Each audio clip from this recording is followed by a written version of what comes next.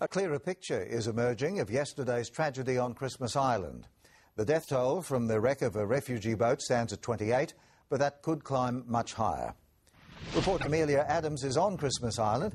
Amelia, we've just heard reports another asylum seeker boat has been intercepted. What can you tell us?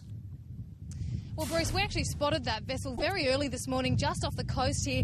There was a Navy ship alongside it. Now, we don't know exactly how many asylum seekers are on board, but certainly a very chilling sight for residents here as the recovery effort from yesterday's tragedy continues. Just over an hour ago, in fact, Navy divers were working the water here where the boat hit, and we believe, or it certainly looks as though, they pulled up another body. And authorities have just confirmed to us that of those killed here, 4 were children. Another 3 were just babies. Moments before disaster, the boat meters from the rocks and the passengers screaming for help.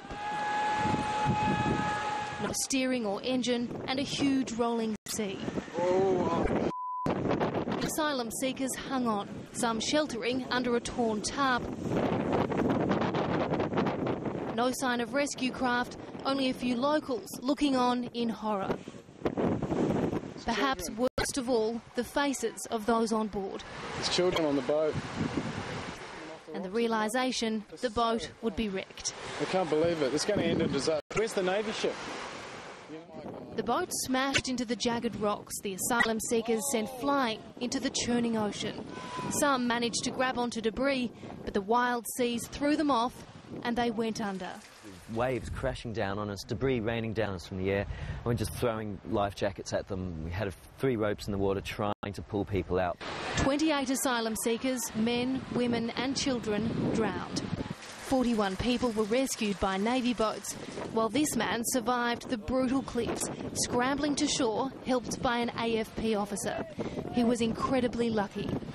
Dr. Srini Van watched from his balcony as the horror unfolded. No matter what they are human beings, just like you and me, and it was terrible. WA police say they received 3 000 calls from the boat, the first just before 7 a.m. yesterday.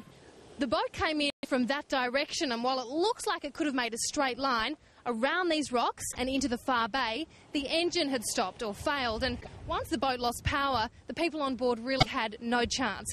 The conditions were extreme.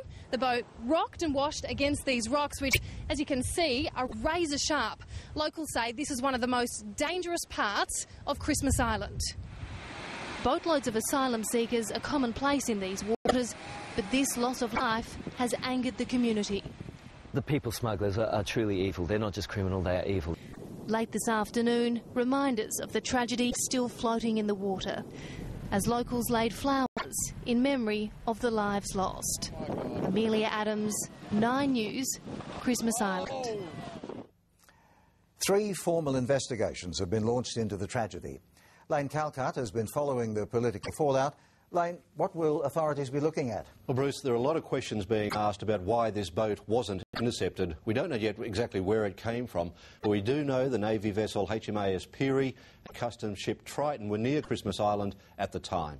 The government says Customs and Border Protection didn't know about the boat until early yesterday morning, and of course by then it was too late. Her holiday cut short. A solemn Julia Gillard was briefed on the human tragedy. Terrible conditions, storm, lightning, rain. As she tries to head off a political disaster. Can I start by saying this is a tragic event? The coalition's not yet playing politics, and the Prime Minister's using the breathing space, inviting all sides onto a committee to be briefed as details emerge. I believe it's important that the comprehensive facts are available to all. It's a time to deal with the urgent needs on Christmas Island, and we support the government in doing that. There'll be a coronial inquiry and a criminal investigation, but serious questions have been raised about how it happened at all.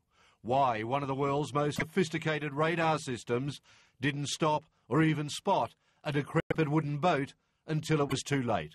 We're talking about a pretty fail-safe system. Whatever the failure was, it's puzzling and it's disturbing. In very rough and dangerous seas, there is a limit to what can be achieved through the use of radar and other surveillance mechanisms. Whatever failed, why it failed, appears to have led to deadly delays. There are widespread calls for a much broader inquiry. There are concerning rumours shooting around this country that the government was somehow involved and complicit in the deaths of 28 people. That needs to be nipped in the bud. There are a lot of questions that people are going to ask, and they're legitimate questions. Clearly, it's going to take some time to establish exactly what has happened here. The asylum seekers issue has plagued Julia Gillard since she became PM. Clearly, it'll continue into the new year. Lane Kelcart, 9 News.